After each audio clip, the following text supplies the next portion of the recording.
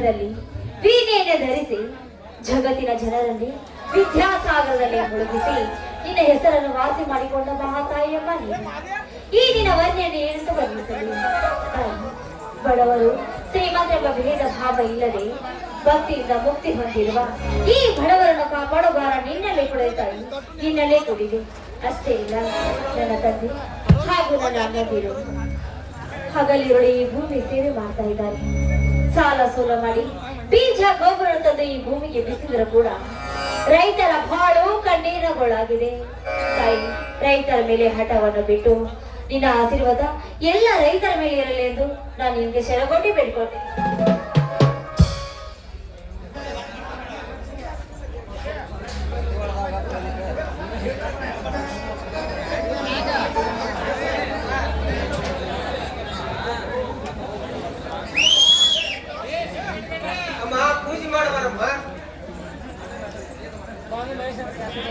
ಅಣ್ಣ ಬಾನ, ಈಗ ಬಂದಿಯಾ?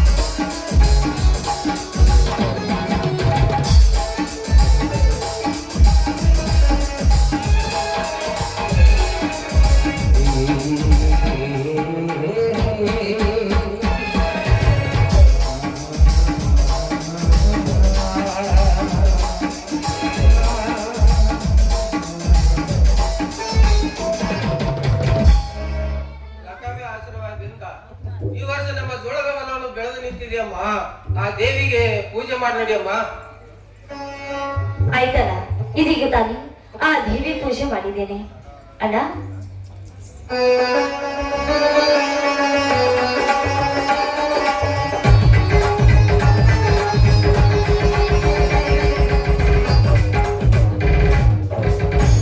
ಅಪ್ಪ, ಏನು ಬಹಳ ಸಂತೋಷದಿದ್ದಾರಲ್ಲ ತಂಗಿ ನೀನು.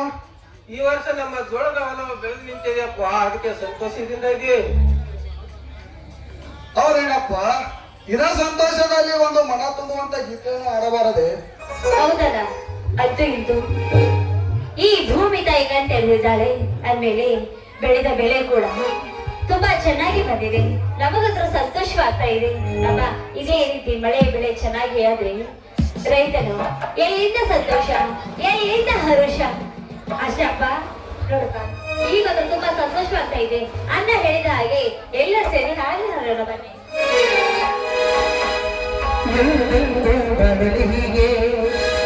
ಆನಂದ ತುಂಬಿರಲೆಂದು ತಂಗಮ್ಮ ನಿನ್ನ ಬಾಳು ಸಂಸಾರವಾಗಲೆಂದು ಹಾಡಿಸಲೇ ನಾನೀ ದಿನ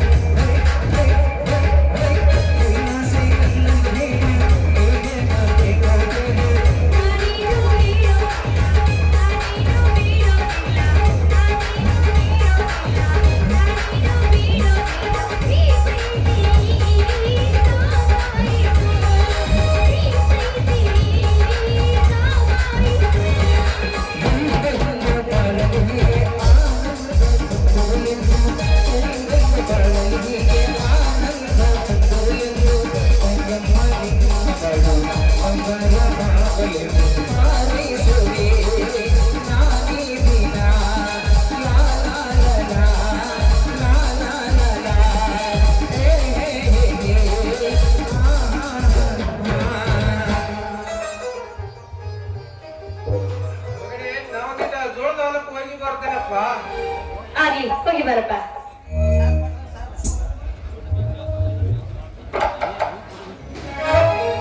ನೋಡೋಣ ಅಣ್ಣ ಇದೀನಿ ನೋಡಪ್ಪ, ಹೊರಗಡೆ ಹೋದ್ರು ಅದು ಹೋಗಿ ಬಿಡಿ. ದೇವರು ಪೂಜೆ ಮಾಡಿದ್ದೇನೆ ಅಣ್ಣ, ದೇವರಿಗೆ ನಮಸ್ಕಾರ ಮಾಡಿ ಪ್ರಸಾದ ತಗೋ. ಬಿಸಾಕಮ್ಮ ಈ ನಿನ್ನ ಹಾಳಾದ ಶ್ರೀದೇವಿಯ ಪ್ರಸಾದವನ್ನು. ಯಾಕಣ್ಣ, ಯಾಕೆ ಹೀಗೆ ಮಾತನಾಡ್ತಾ ಇದ್ದೀಯ ಅಣ್ಣ? ನೀನು ಹೋದ ಕೆಲಸ ಏನಾಯ್ತು? ಮಣ್ಣು ಪಾಲಾಗಿ ಹೋಯ್ತಮ್ಮ ಈ ನಿನ್ನ ಅಣ್ಣನ ಕೆಲಸ.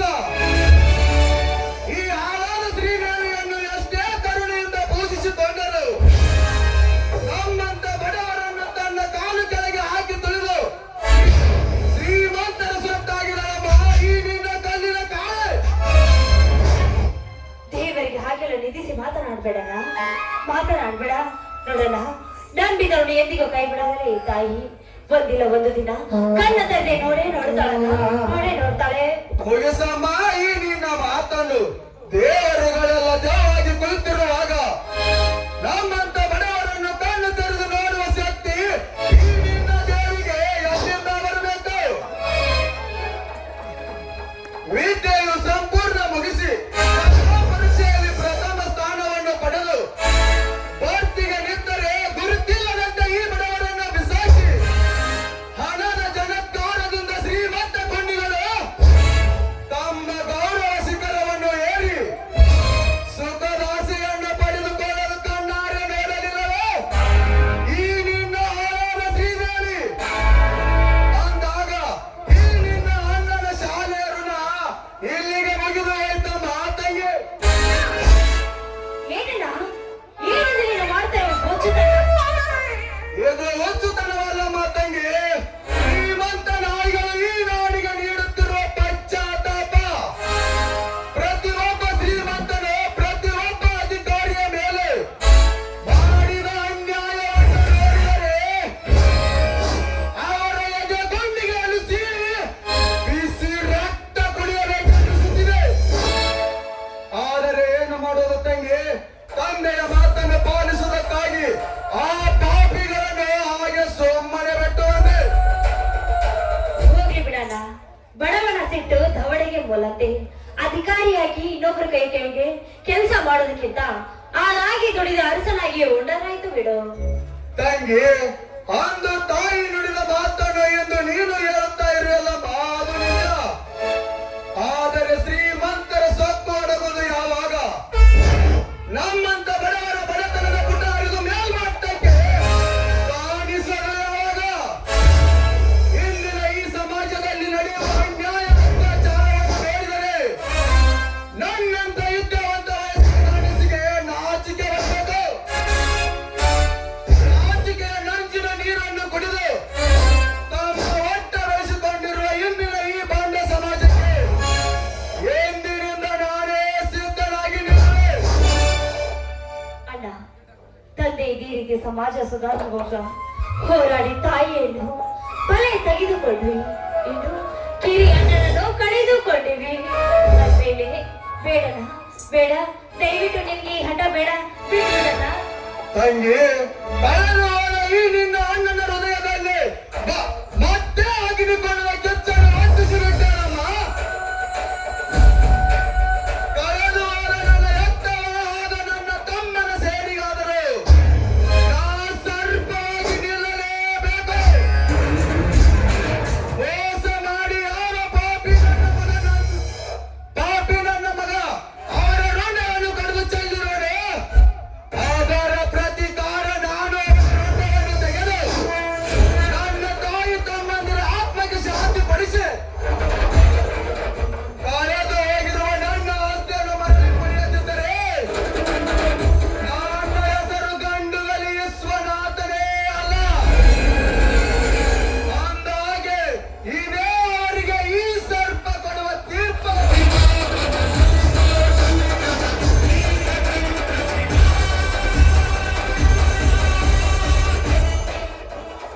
ವಿಶ್ವನಾಥ ಜಯಶ್ರೀ, ಅಪ್ಪ, ಇದೇನಿದು ನಿನ್ನ ಮೈಕಳಿಗೆ ರಕ್ತದ ಕಲೆ?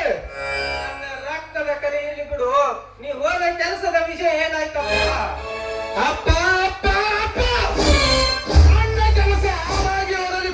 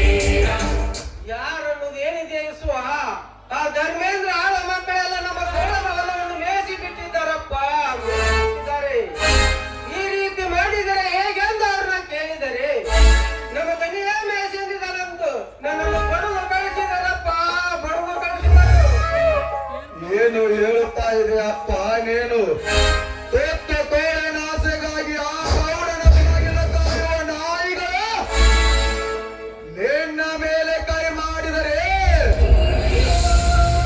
ಲೇ ಧರ್ಮ ಕೆಟ್ಟ ಧರ್ಮೇಂದ್ರ ಕೈಲಾಗದ ಏಡಿಯಂತೆ ನಿನ್ನ ಹೊಲಗಳಿಂದ ನನ್ನ ಹೊಲವನ್ನು ಬೇಸೆ ನನ್ನ ತಂದೆಯನ್ನು ಓಡಿಸಿದ ಆ ಮಗನೇ ಇದರ ಸೇಡಿನ ಪ್ರತಿಫಲ ಅವನ ಮಗ ನಾನು ತೀರಿಸದೆ ಬಿಡಲಾರೆನೆಂದು ತಿಳಿದುಕೊಂಡ ಅಪ್ಪ ಈಗಲೇ ಹೋಗಿ ಇದರ ಸಮಾಚಾರವನ್ನು ತಿಳಿದುಕೊಳ್ಳುತ್ತೇನೆ. ನಿಲ್ಲಿಸುವ ದುಡಿಕೆ ಮುಂದೆ ಹೆಜ್ಜೆ ಇಡಬೇಡ. ಆ ಕಟುಕ ಧರ್ಮೇಂದ್ರ ಎದುರು ಹಾಕಿಕೊಳ್ಳುತ್ತೇನೆ ಯಾರಿಗಿದೆಯಪ್ಪ ಈ ನಾಡಿನಲ್ಲಿ? ಒಂದು ವೇಳೆ ಎದುರು ಹಾಕಿಕೊಂಡಾಗ ಉಳಗಾಲವಿಲ್ಲಪ್ಪ, ಉಳಗಾಲವಿಲ್ಲ. ಎಂತ ಮಾತನ್ನು ಹೇಳಿ ಎದುರಿಸುತ್ತಾ ಇದೆಯಪ್ಪ ಈ ನಿನ್ನ ಮಗನನ್ನು. ಅವರಿಗೆ ಎದುರಲಕ್ಕೆ ಅವರೇನು ಹುಲಿಯೋ ಎಲ್ಲ ಕರಡಿ. ಅಪ್ಪ ಸತ್ಯದ ದಾರಿಯಲ್ಲಿ ಮುಂದೆ ನಡೆಯುವವನಿಗೆ ಆ ದೇವರ ಅಂಜಿಕೆ ಇಲ್ಲ. ಅಂದಾಗ ನಾವು ಏನು ತಪ್ಪನ್ನು ಮಾಡದೆ ನಮ್ಮ ಹೊಲವನ್ನು ಬೇಯಿಸಿ ನಿನ್ನನ್ನು ಬಡಿಸಿದನೆಂದರೆ ನಾನು ಅವನನ್ನು ಸುಮ್ಮನೆ ಬಿಡುವರೆ? ಅವನ ಎದೆಯ ಗುಂಡಿಗೆಯನ್ನು ಸೀಳಿ ಬಿಸಿ ರಕ್ತವನ್ನು ಪಡೆದು ಬರ್ತೇನೆ. ರಕ್ತ ಕುಡಿಬೇಕೆಂದ ಹೋಗ ಜನ ಕತ್ತು ಕೈದುಕೊಂಡು ಮತ್ತೆ ಆಗದೆ ಹೋಗಿದಾರಪ್ಪ ಧರ್ಮೇಂದ್ರ ಕೈಯಲ್ಲಿ. ಎತ್ತನೋ ತಿಪ್ಪಿಯಲ್ಲಿ ಬಿದ್ದ ಬೆಂಬಲಪ್ಪ ಅವರೊಡನೆ ಕೂಡಿ ಎತ್ತ ಮಗನಂತೆ ಮತ್ತು ಹಾಕಿಕೊಂಡು ರಕ್ತ ಕುಡಿದು ರಾಕ್ಷಸರಾಗಿದ್ದಾರಪ್ಪ ಧರ್ಮೇಂದ್ರ ಧರ್ಮೇಂದ್ರ. ಯಾವ ಧರ್ಮೇಂದ್ರನೇ ಆಗಲಿ ಯಾವ ಕರ್ಮೇಂದ್ರನೇ ಆಗಲಿ ತಪ್ಪು ದಾರಿ ತುಳಿಯಬೇಕೆಂದು ಬರುವ ಆ ಬ್ರಹ್ಮನೇ ಆಗಲಿ ನನ್ನ ಮನೆತನಕ್ಕೆ ಕಣ್ಣು ಹಾಕಿದವರ ರಂಡವನ್ನು ಕತ್ತರಿಸದೆ ಬಿಡಲಾರೆ. ಈ ಕಣ್ಣುಗಳು ವಿಶ್ವನಾಥ.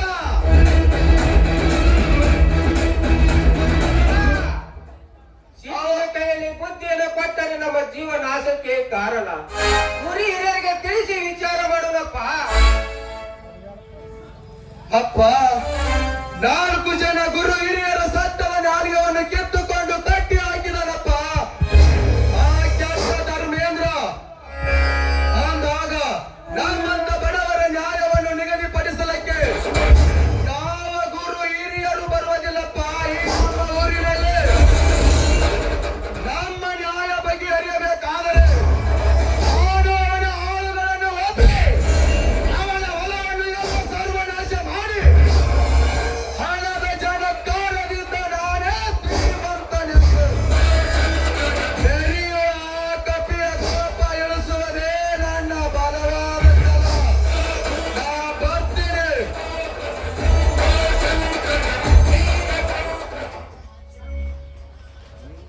ಅಪ್ಪ ಏನಿದು? ಅಣ್ಣ ಹೊರಟು ಹೋಗಿ ಬಿಟ್ರಲ್ಲ, ಇದೇನಿದು? ಜಯಶ್ರೀ ಹಠವಾದಿ ಇಸುವ ಏನು ಅನಾಹುತ ಮಾಡುತ್ತಾನೋ ಏನು? ಹೋಗ್ಲಿ ಬಿಡಪ್ಪ. ಅಲ್ಲಪ್ಪ, ಹೊಲವನ್ನು ಮೇಯಿಸಿ ಹಾಳು ಮಾಡಿದ್ರೆ ಏನಾಯ್ತು? ಕೊಡುದು ಶಿವ ಬಡವನಲ್ವಲ್ಲ. ಆದ್ರೂ ಅಣ್ಣನಿಗೆ ತುಂಬಾನೇ ಕೋಪ. ಏನು ಅನಾಹುತ ಆಗುತ್ತೋ ಏನೋ. ಇರ್ಲಿ ಬಾರಪ್ಪ. ಅಪ್ಪ ವೇಳೆ ಬಹಳವಾಗಿದೆ. ಪಾಪ ನೀನು ರೆಸ್ಟ್ ತೆಗೆದುಕೊಳ್ಳುವಂತೆ.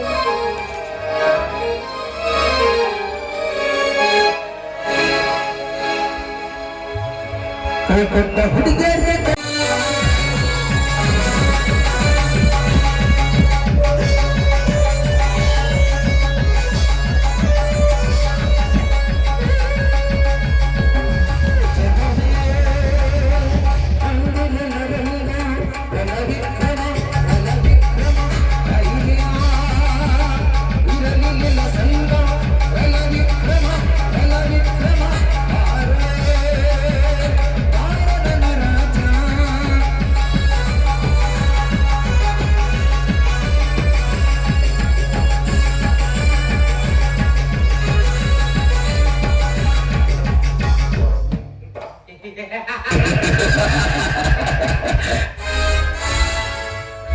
ಕುಬೇರನ ಆಗರವನ್ನು ಬೆಟ್ಟಿ ನಿಂತಿರುವ ಈ ಕಾರ್ಮಿಕರನ್ನು ತೀರಬೇಕಾದ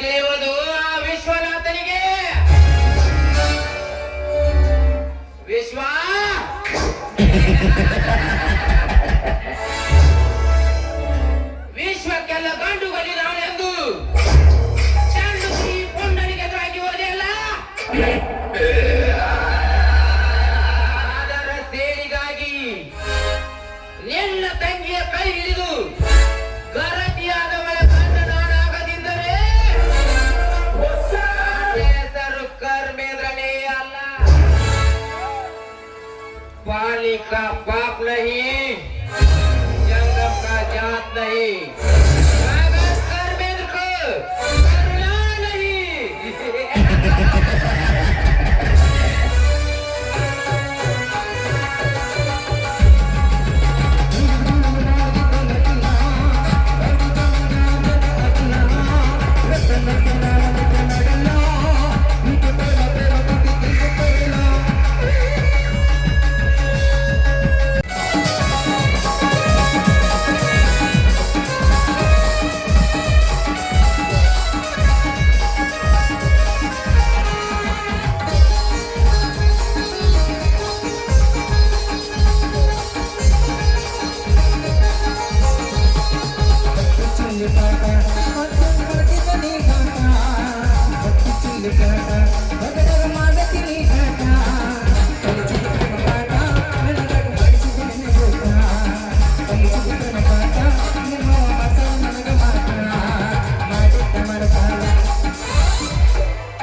ಅಯ್ಯೋ ಕಾಲ್ ಸಿಕ್ಕೇ ಬಿಟ್ಟ.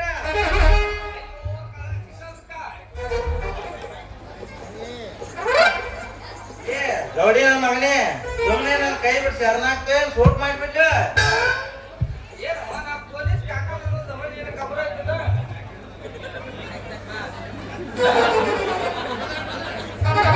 ನಿನಗೆ ಅಂತಂದ್ರು ನಾನಾ ಸೂಟ್ ಮಾಡಿಬಿಟ್ಟು ಅಂತೀಯ ಬದ್ಮಾಸ್ ನನ್ನ ಮಗನ. ಗೌರವ ನಿಧಿ ಅಂದ್ರ ಬಿಡಿ ಮರಿಯಂಗೆ ಪೊಲೀಸ್ ಪಾಪನ ಹಿಡಿದ್ಯಾ ಹೇಳಿಕಂತ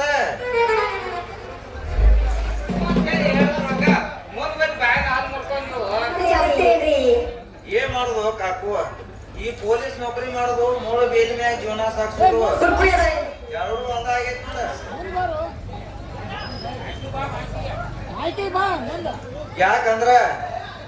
ಯಾಕಂದ್ರ ಈ ಪೊಲೀಸ್ ನೌಕರಿ ಮಾಡೋದು ಬ್ಯಾಸರ ಆಗಿಬಿಟ್ಟೆ. ಅಣ್ಣ ಮಾಹಿತಿ ಬಂದು ಮಾತಾಡ್ರಿ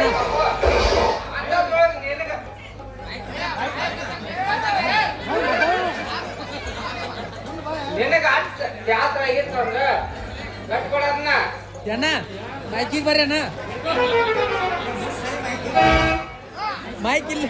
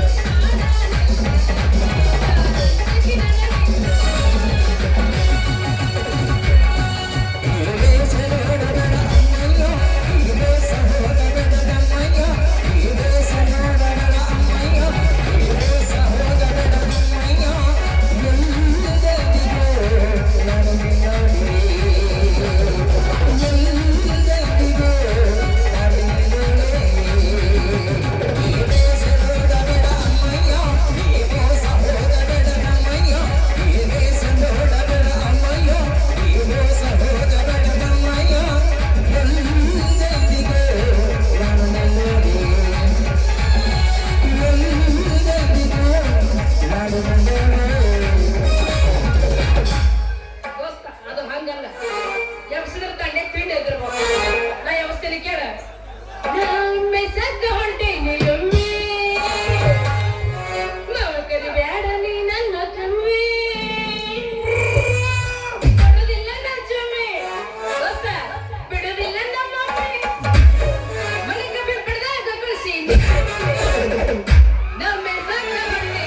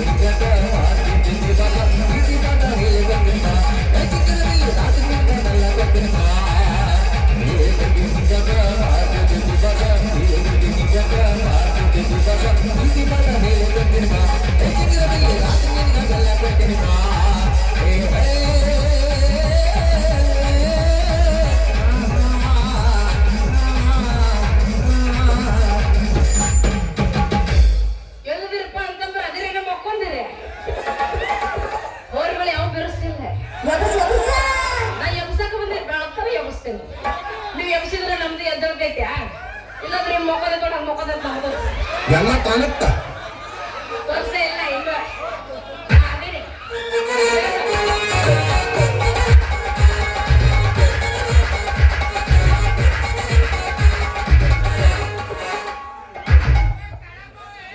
ವಾಕಿದ್ರ ತಿರುಪತಿ ಹೋಗ್ಬೇಕ ವಾಕಿದ್ರ ಸಿರ್ಸರ್ಗ್ ಹೋಗ್ಬೇಕ ಯಾರು ಹಿಡಿಯಲ್ಲ ಹೋಗ್ಯ ಉಗ ಉಗ ಉಗ ಉಗ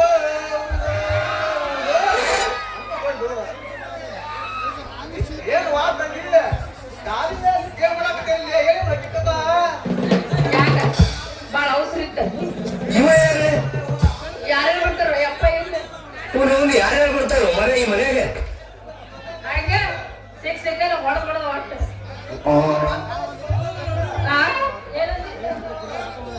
ಎಲ್ಲೇ ಹೌದಪ್ಪ ತಂಡಿ ಇರ್ತೈತಿ ತಂಡ್ಯಾಗ ಬಂದು ಎಬ್ಬಿಸ್ಲ್ಯಾ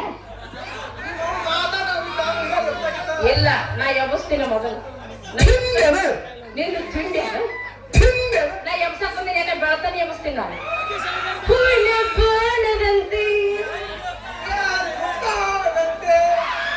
ಹಾಡಿನ ಸಾಲಿನಲ್ಲಿ ಹಾಗೆಲ್ಲ ಮುಡುವ ಪ್ರಾಣದಂತೆ ಚೈತನ್ಯವಾದಂತೆ ಬಂದೆ ನೀನು ನೀ ಬಂದ ಮೇಲೆ ರೆಡಿ ನೀ ಅಂದ್ರು ಬರೋಬ್ಬರಿ ಆಗಲ್ಲ ನಾ ಅಂತೇಳಿ ಕೇಳಿದ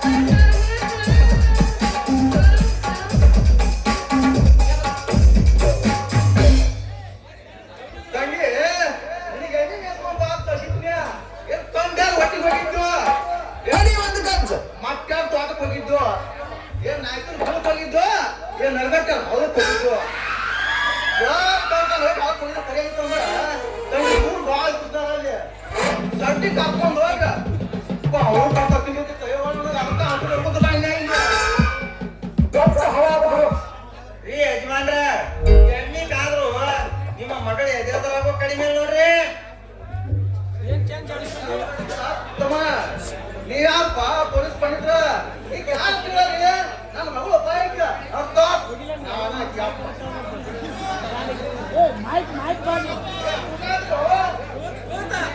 ಏನಿಲ್ಲ ನಾವಿಬ್ರು ಪೂಚುದು ಅವ್ರ ಪೂಚಿಲ್ಲ ಅಂದ್ರೆ ನಾವಿಬ್ರು ಹಿಂದಿಡಿದು ಗೆಚ್ಚುದು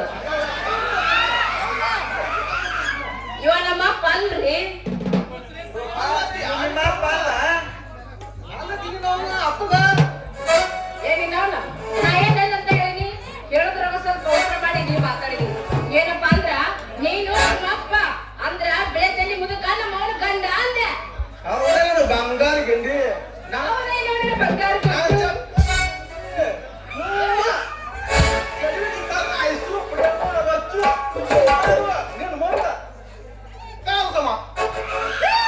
ಎಲ್ಲಾರು ಬೇಲ ನನ್ನ ಮುಂದ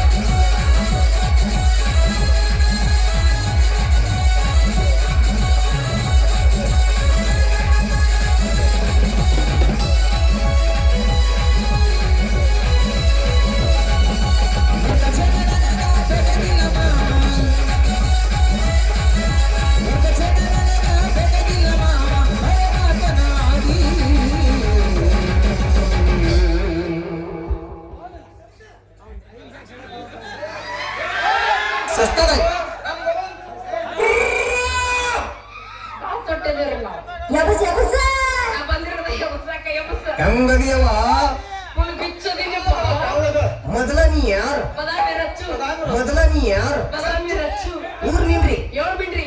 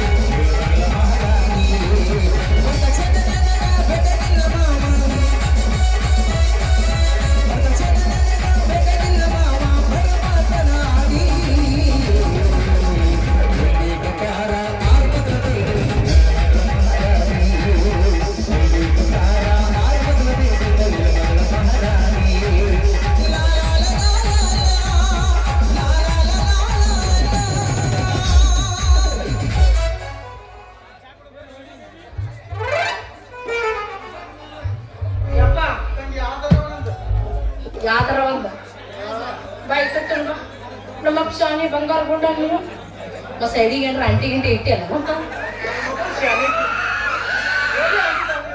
ಮತ್ತ ಮತ್ತ ಸತ್ತು ಹೋಗೈತ್ಯ ಅದು ಹೋಗಿದ್ ಮತ್ತೆ ಯಾರು ನೋಡಿಲ್ಲ ನೀನು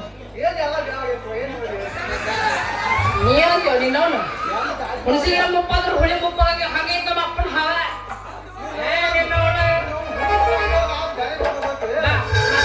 ಬಾಳ ಸುಸ್ತಾಗಿ ನಿನ್ನ ಹಾಡ ಹಾಡ್ಲ ನಿನ್ನಂತ ಅಪ್ಪ ಇಲ್ಲ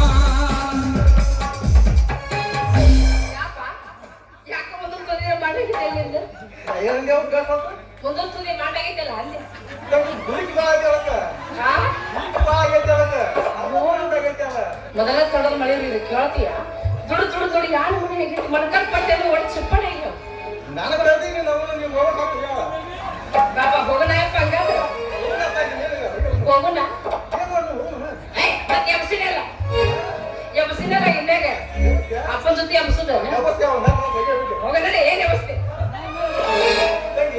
ಅದು ತಿಳಿಬೇಕವಾ ಬಾಯಿಗೆ ಯಾರು ಅಂದವ ಅವು ಯಾರು ತಡಿಗಿಲ್ಲ ನೋಡಿ ಹಂಗಾದ್ರೆ ಹೋಗೋಣ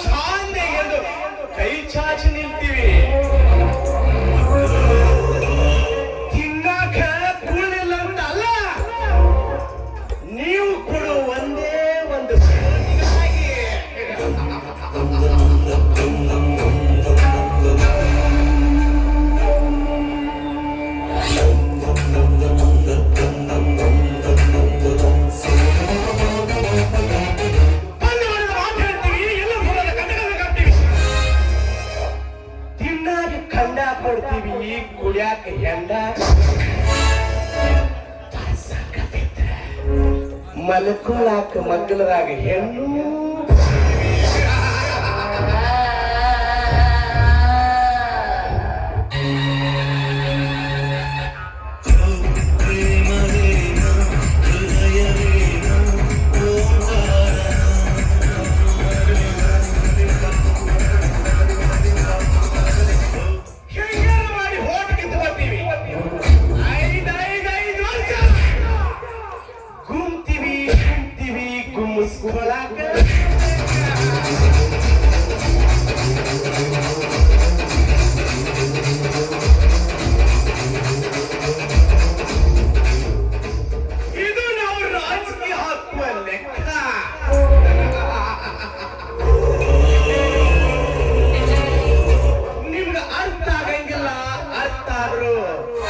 ಮಗ್ಗಲಿಗೆ ನಾವು ನೀವು ಹೇಳಂಗೂ ಇಲ್ಲ, ಅವಳಿಗೆ ನೀವು ಹೇಳಿದ್ರು ಅವಳಿಗೆ ಅರ್ಥನೂ ಆಗಂಗಿಲ್ಲ.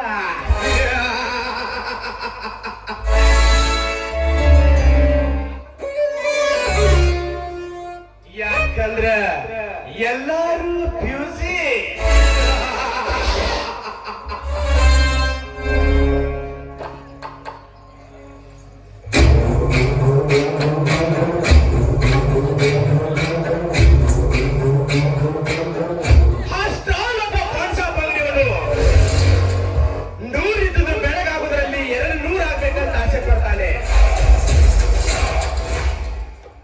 ನಾವು ಆಸೆ ಪಡುದು ತಪ್ಪ?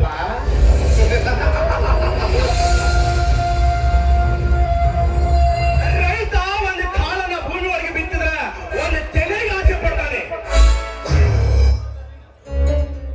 ಬಂಡವಾಳ ಹಾಕಿದ್ದೀವಿ, ಬಂಡವಾಳ ತಕ್ಕೊಳಕ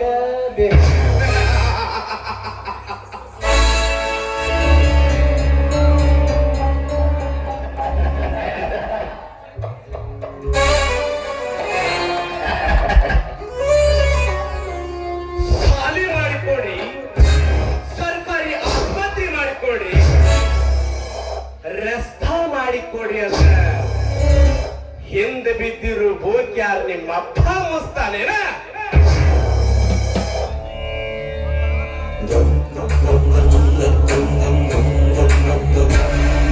ಬಂಡವಾಳ ಹಾಕಿದ್ದೀವಿ, ಬಂಡವಾಳ ಅಂದಿಲ್ಲ, ಬಂಡವಾಳ ಕರ್ಕೊಳಕ ಬೇಕ.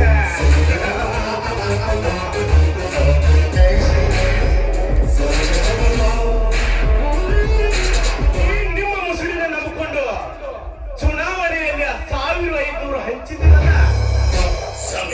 ಹೌದು ರಿಯಾ, ಹೌದು ರಿಯಾ.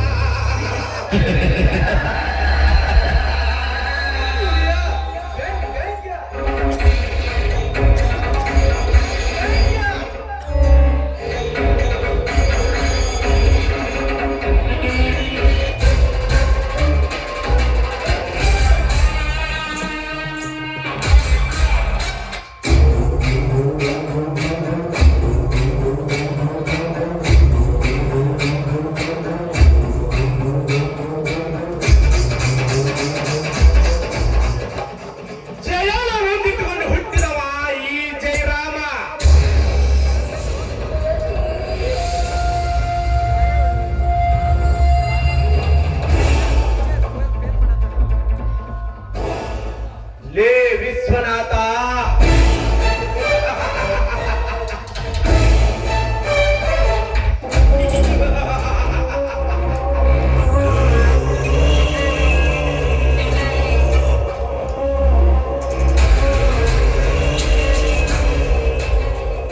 ಹುಲಿ ಗುಹೆ ಒಳಗೆ ಸುಮ್ಮನೆ ಮಲಗೈತಂದ್ರ ಅದ ಬ್ಯಾಟಿ ಆಡೋದು ಬಿಟ್ಟಿಲ್ಲ, ಅದಕ್ಕ ಹಸುವಾಗಿಲ್ಲ ಅಂತ ಅರ್ಥ. ಮಾಡಿದ್ರ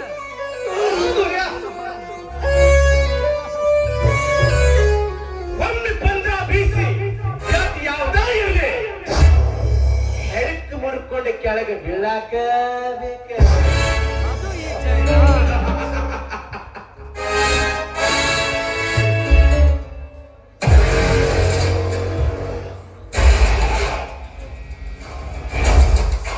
ಹಾವಿನ ನೆತ್ತಿ ಮೇಲೆ ಎಷ್ಟೇ ನೀವು ಹಾಲೆರೆದರು ಹಣ್ಣಾಗಿರೋ ವಿಷ ಕಡಿಮೆ ಆಗಂಗಿಲ್ಲ. ಧರ್ಮೇಂದ್ರನ ಮುಂದೆ ಈ ಧರ್ಮೇಂದ್ರನ ಮುಂದೆ ನೀವು ಎಂತ ಬಣ್ಣ ಬಣ್ಣದ ಮಾತುಗಳನ್ನು ಹೇಳಿದ್ರು ಈ ಎದೆಯಾಗಿರೋ ವಿಷ ಕಡಿಮೆ ಆಗಂಗಿಲ್ಲ.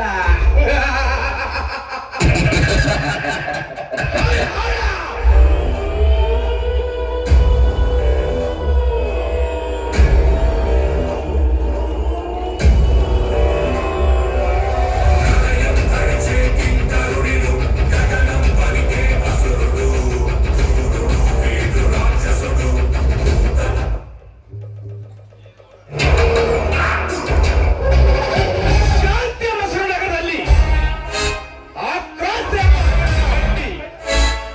ಪರನಾರಿಯರ ಪಟ್ಟದ ರಸನೆನಿಸಿಕೊಂಡಿರುವ ಈ ಧರ್ಮೇಂದ್ರನಿಗೆ ಎದುರಾಗಿ ನಿಂತಿರುವ ವಿಶ್ವ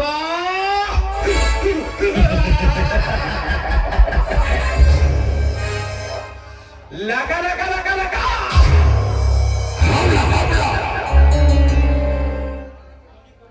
ಕೊಂದಿಂತಿನ ಸಂಚಿಗಾರನನ್ನು ನೋಡಿದ್ದೇನೆ. ಇಂದು ನನ್ನ 6 ಮಕ್ಕಳು ಹೊಡೆದು ಗಂಡಸಾಗಿರ್ಬಲ್ಲ ಮಗನೇ. ನಾನು ಆ ಸೇಡಿಗಾಗಿ ನಿನ್ನ ಗಂಡಸ್ತರಕ್ಕೆ ಸವಾಲು ಹಾಕಿ ಬಂದೇ ಹಣ್ಣು ನಿಂತಿರುವ ನನ್ನ ತಂಗಿ ಜಯಶ್ರೀಯನ್ನು ನನ್ನ ಬಣ್ಣದಾಟ ಗೆಳೆದುಕೊಂಡು ಗಂಡ ಬೇರುಂಡನಾಗಿ ನಿಂತು ನಿನ್ನ ಮನೆತನವನ್ನೇ ಸರ್ವನಾಶ ಮಾಡದಿದ್ದರೆ ನನ್ನ ಹೆಸರು ಧರ್ಮೇಂದ್ರನೇ ಅಲ್ಲ.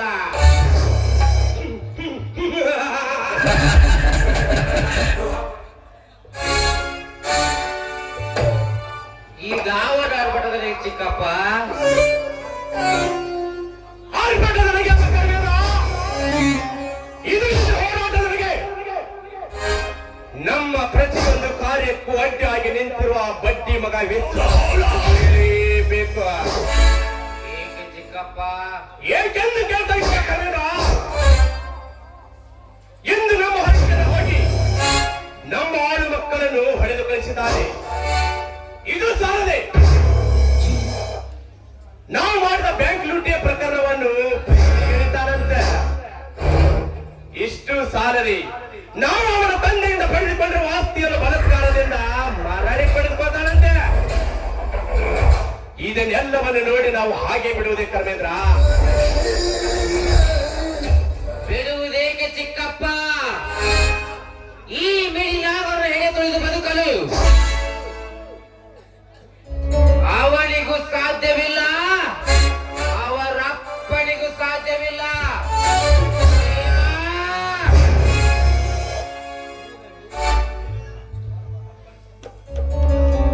ಅಪ್ಪಣೆ ಕೊಟ್ಟು ಬಿಡಿದಲ್ಲಿ ಆ ಪುಡಾರಿ ನಿಮಗೂ ಎದುರಾಗಿ ನಿಂತಿರನೆಂದರೆ ಈಗಲೇ ಹೋಗಿ ಆ ಬಡಪಾಯ ರುಂಡ ತಲೆ ತಂದು ನಿಮ್ಮ ಪಾಲದ ಮೇಲೆ ಇಡ್ತೀನಿ.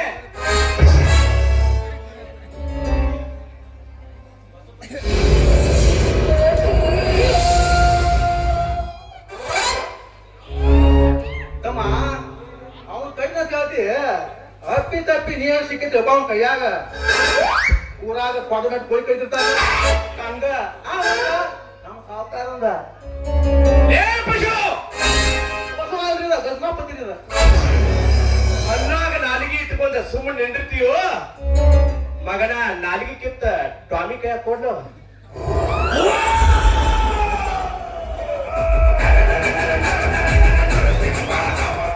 ಅವ ಇನ್ನು ಬಾಳ ಕಾಟ ಬೇಡನ್ರಿ ಹಂಗ ಬೇಡ ಗೊತ್ತೇನ್ರಿ ಏ ಹಲಗಾನ ಮಗನ ಬೇಬರ್ಸಿ ಏ ಕಿಸಬಾಯಿ ಏ ಪಶು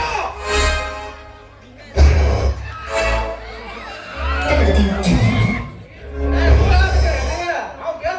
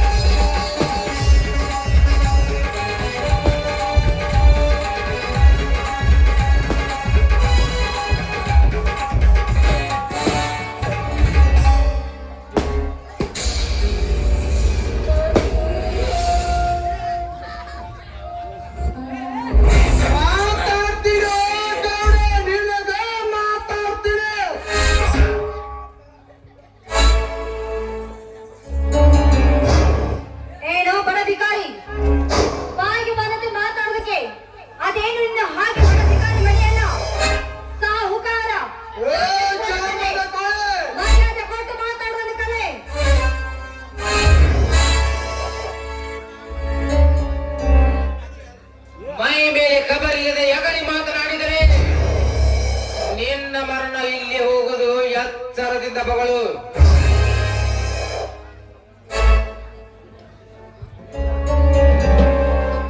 ಎಚ್ಚರ ತಪ್ಪಿ ಮಗಳಿದರೆ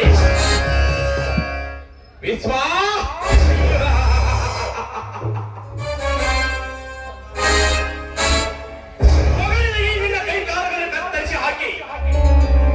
ಅಡಿಯಿಂದ ಮುಡಿವರೆಗೆ ರಕ್ತವಾಗಿ ಶೋಭಿಸುತ್ತಿರುವ ನಿನ್ನ ತಂಗಿ ನನ್ನ ಕೈವಶ ಎಂದು ತಿಳಿದುಕೋ.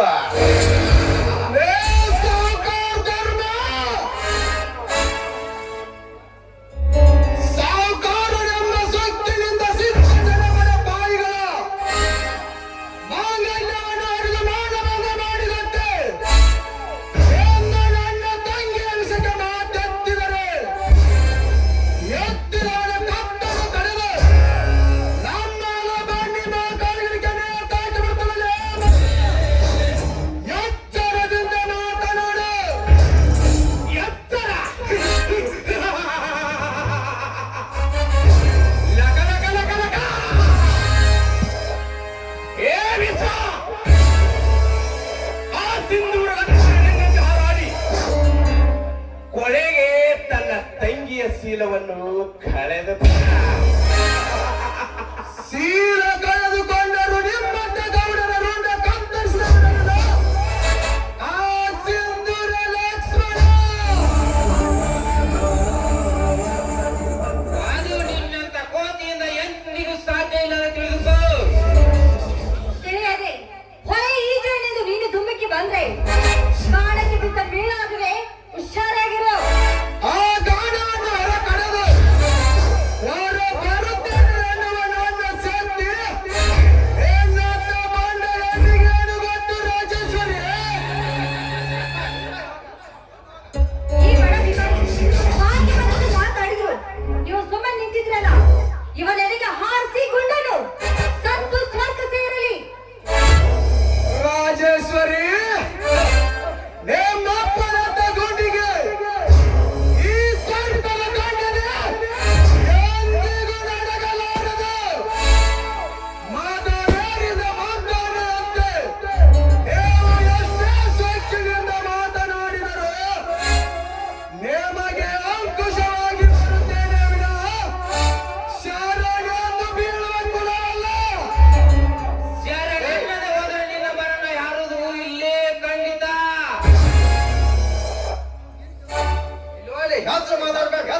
ಬೇಕಾನಿ ಬಿಡ್ತೀವಿ ಮತ್ತ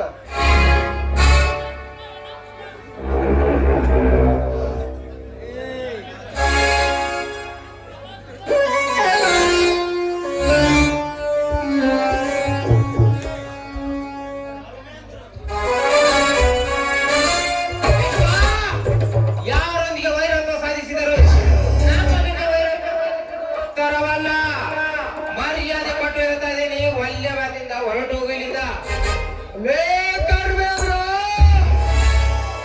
ಹೊರಟು ಹೋಗಲಿಕ್ಕೆ ಹೇಳಿಯ ರಕ್ತಕ್ಕೆ ಹುಟ್ಟಿದವನಲ್ಲ ಈ ವಿಶ್ವ. ನಮ್ಮಪ್ಪನಿಂದ ಮೋಸ ಮಾಡಿ ಪಡೆದುಕೊಂಡ ಆಸ್ತಿಯನ್ನು ಮರಳಿ ಪಡೆದುಕೊಂಡು ಹೋಗಲು ಬಂದಿರುವೆ. ನೀವು ಎಚ್ಚರ. ಆಸ್ತಿ ವಿಶ್ವ ಎಲ್ಲಿದೆ ನಿನ್ನ ಆಸ್ತಿ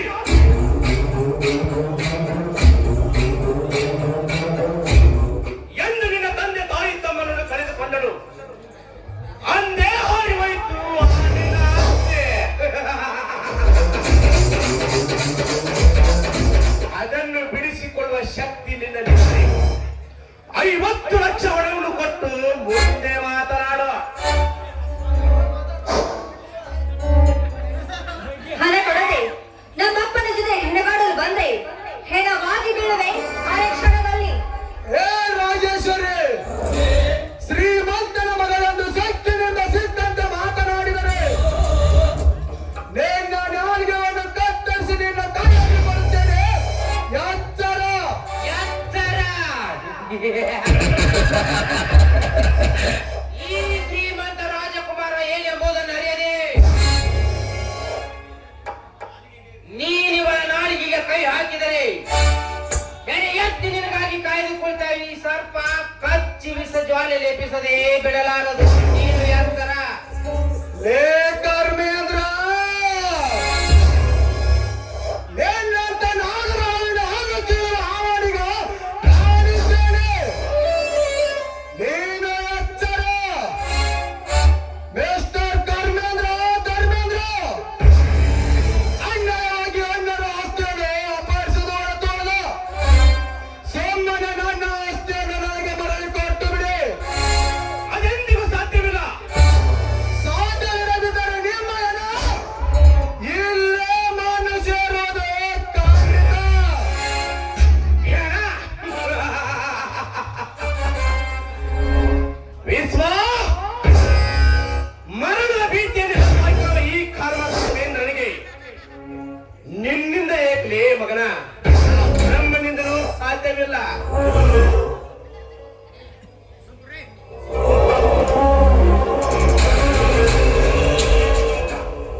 ಅದನ್ನು ವಿಚಾರಿಸದೆ ಮತ್ತೆ ಆಸ್ತಿ ಆಸ್ತಿ ಎಂದು ಉಚ್ಚರಿಸಿದರೆ ಆ ಆಸ್ತಿಯ ಜೊತೆಗೆ ಈ ನನ್ನ ಆಸ್ತಿಯು ಹೋಗುವುದು ಜೋಕೆ. ನನ್ನ ಆಸ್ತಿ ಹೋಗುವುದರೊಳಗಾಗಿ ನಮ್ಮ ಎಲ್ಲರ ರೋಷವನ್ನು ಬಯಲಿಗೆ ಎಳೆದು ನನ್ನ ಆಸ್ತಿಯನ್ನು ಪಡೆದುಕೊಂಡು ನಂತರ ನಿಮಗೆ ಈ ಸರ್ಪದ ತೀರ್ಪಾಗಿತ್ತು. ನೀವು ಎಚ್ಚರ. ವಿಶ್ವ ಸುಮ್ಮನೆ ಏಕೆ ಚೀರಾಡಿ ಗಂಟಲು ಹರಿದುಕೊಳ್ಳುವೆ? ಕರ ಮುನಿದರೆ ಗುರು ಕಾಯುವುದು ಎಂಬ ನುಡಿಯಂತೆ ನನ್ನ ಚಿಕ್ಕಪ್ಪ ಮುನಿದರು ನಾನು ನಿನ್ನನ್ನು ಕಾಯುತ್ತೇನೆ. ನೀ ಕೇಳಿದರಷ್ಟರಲ್ಲಿ ಸ್ವಲ್ಪ ಮಟ್ಟಿಗಾದರೂ ಸಹಾಯ ಮಾಡುತ್ತೇನೆ. ನಮ್ಮ ಮನೆಯಲ್ಲಿ ಹಾಳಾಗಿ ಬಿದ್ದುಕೊಂಡಿರು. ಏ ಧರ್ಮೇಂದ್ರ, ಇದೇ ಮಾತನ್ನು ಇನ್ನೊಂದು ಸಾರಿ ಉಚ್ಚರಿಸಿದರು ನನ್ನ ರಕ್ತ ಕುಡಿದು ಬಿಡ್ತದೆ. ಬಾಯಿ ಸ್ವಲ್ಪ ಬಿಗಿ ಹಿಡಿದ ಮಾತನಾಡಲೇ. ನಮ್ಮ ಹೃದಯ ಕುಡಿತಾ ಏ ಧರ್ಮೇಂದ್ರ, ನನ್ನ ತೋಳಿನಲ್ಲಿ ದೇವರ ಕೊಟ್ಟ ಶಕ್ತಿಗಳನ್ನು ನಿನ್ನಂತ 10 ನಾಯಿಗೆ ತುತ್ತು ಶಕ್ತಿ ನನ್ನಲ್ಲಿದೆ.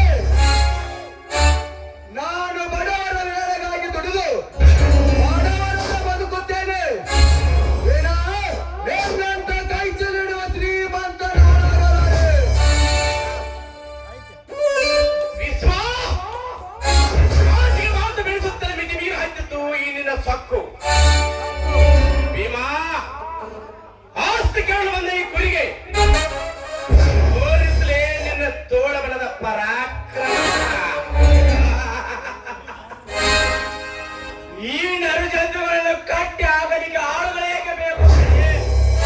ನಾನು ಒಬ್ಬ ಇದ್ದರೆ ಸಾಕು. ಕಟ್ಟಿ ಹಾಕಿ ಮೆಟ್ಟಿಸಿಳೆ ಈ ಕಟ್ಟಿಗೆ ಅದೇ ಕೊಂಡಿಯನ್ನ. ಲೇ ಭೀಮ್ಯಾ, ತತ್ತು ಗೋಳಿನಾಶಗಾಗಿ ಕಂಚರ ಬಾಗಿಲ ಕಾಯುವ ನಾಯಿ ನೀನು. ನಿನ್ನಂತ ಬರುಳುವ ನಾಯಿಗೆ ಎದರಿ ಕಟ್ಟಿಸಿಕೊಂಡು ಹೇಳಿ ಅಂತ ಬಾಕಿ ನಿಲ್ಲುವ ಶಾಂಡಲಲ್ಲ ಈ ಯಸ್ವ.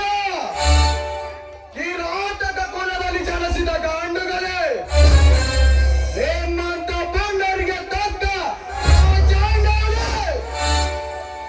ಪ್ರಚಂಡ ಹುಲಿ.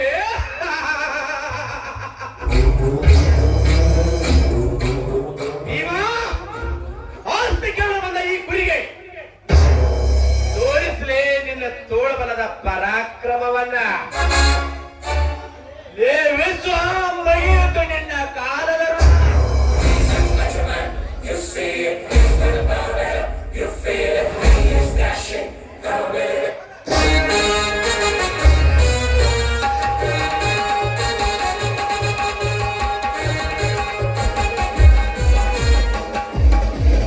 ಏ ಭೀಮ, ಸೂರ್ಯನ ಹೇಸಿದ್ದನ ಕಾಯಕವನ್ನು ಅಪ್ಪ ಏನಿದೆಲ್ಲ ಮನೆಯಲ್ಲೇ ಕಾಳಗ. ಜಯರಾಮ್, ಅಧಿಕಾರಿಯವರಿಗೆ ನನ್ನ ಕೆಲಸ ತಿಳಿಯುವುದಿಲ್ಲ. ಸುಮ್ಮನೆ ಒಳಗಡೆ ಹೋಗಿ ಡ್ರೆಸ್ ಬದಲಿಸಿಕೋ. ಅಪ್ಪ ದೊಡ್ಡ ಶ್ರೀಮಂತನೆನಿಸಿಕೊಂಡಿರುವ ನಿನ್ನ ಬಾಯಿಂದ ಎಂತ ಶಬ್ದವೇ? ಏನೂ ಅರಿಯದ ಕಡ ಬಡವರ ಮೇಲೆ ದಬ್ಬಾಳಿಕೆ ನಡೆಸುತ್ತಿರಲ್ಲ, ನಾಚಿಕೆ ಬರುವುದಿಲ್ಲ ನಿನಗೆ? ಜಯರಾಮ್, ಅಧಿಕಾರಿಯಾದರೆ ನೀನು ನನ್ನ ಮಗ. ನಾನು ಹೇಳಿದಂತೆ ಕೇಳುವುದು ನಿನ್ನ ಕೆಲಸ. ನಿನ್ನದೇ ಅಧಿಕಾರ ನಡೆಸಿದರೆ ಮಗನಾದರೂ ಪರವಾಗಿಲ್ಲ, ನಿನ್ನ ಈಗಲೇ ಸಸ್ಪೆಂಡ್ ಮಾಡಿಬಿಡ್ತೇನೆ. ಅಪ್ಪ ಮೊದಲ ಬಾಯಿ ಮುಚ್ಚು. ತಂದೆಯಾದರೂ ಈ ನನ್ನ ಮನೆಯಲ್ಲಿರಬಹುದು, ನನ್ನ ಅಧಿಕಾರದ ಮೇಲಲ್ಲ. ಅರಚಿ ಮಾತನಾಡಲಿಕ್ಕೆ ನೀನು ನನ್ನ ಮೇಲಿನ ಅಧಿಕಾರಿಯೂ ಅಲ್ಲ. ಸಾಹುಕಾರನೆಂಬ ಅಹಂಕಾರದಿಂದ ಈ ರೀತಿ ಮಾತನಾಡಿದರೆ ನಿನ್ನ ಮೇಲೆ ಕ್ರಮಬದ್ಧವಾಗಿ ಕೆಲಸ ಮಾಡಬೇಕಾಗುತ್ತೆ. ವಿಶ್ವ, ನಿನ್ನಲ್ಲಿ ಏನೇ ಕೆಲಸ ಇದ್ದರೂ ನಾನು ಬಗೆಹರಿಸಿಕೊಳ್ಳುತ್ತೇನೆ. ವಿಚಾರಿಸದೆ ಮನೆಗೆ ಹೋಗು. ಆಯ್ತು ಸರ್. ಲೇ ಗೌಡ, ಈ ನಮ್ಮಿಬ್ಬರ ಜಗಳವನ್ನು ಇಲ್ಲೇ ಬಗೆಹರಿಸಿದರೆ ಸರಿ. ಇದನ್ನೇ ಹೀಗೆ ಮುಂದುವರಿಸುತ್ತೇನೆ ಎಂದು ಹಠ ತೊಟ್ಟು ನಿಂತರೆ ನಿನ್ನ ರುಂಡೆ ಓದುವುದು ಈ ನನ್ನ ಕೋಟರಿ ಬಾಯಲೆ. ಬರ್ತೀನಿ ಗೌಡ, ಬರ್ತೀನಿ. ಲೇ ಸಾಮ್ರಾಟ ಕಮಿಂಗ್.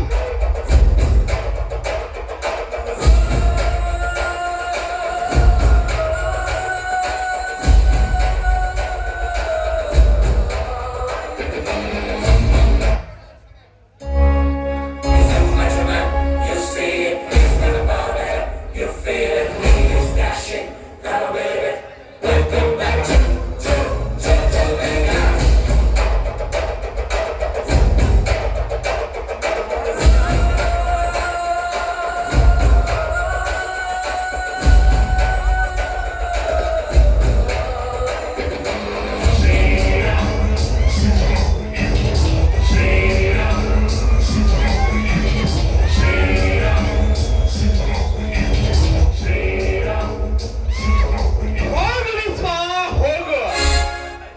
ಸಮಯವನ್ನು ಸಾಧಿಸಿ ನೀವೆಲ್ಲರನ್ನು ಸರ್ವನಾಶ ಮಾಡಿ. ಏನಂದೆ ನೀನು?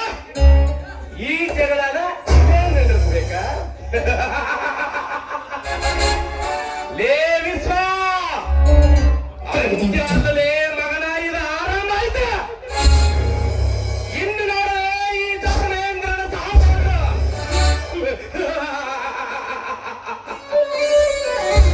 ಅಪ್ಪಾಜಿ, ಈ ಶ್ರೀಮಂತರಿಗೆ ಎದುರಾಗಿ ಮಾತಾಡಿ ಹೋದ ಆ ಕೋತಿ ಕಿವಿಯನ್ನು ನೀವು ಕೇಳಲೇಬೇಕಾಗಿತ್ತು.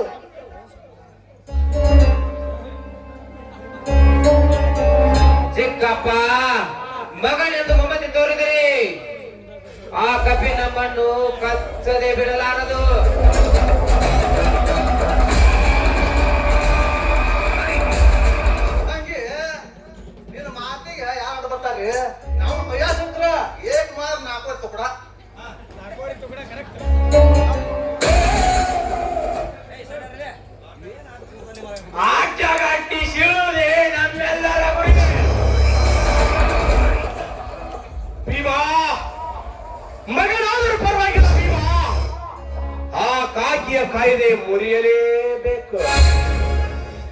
ಬನ್ನಿ ಹೋಗೋಣ.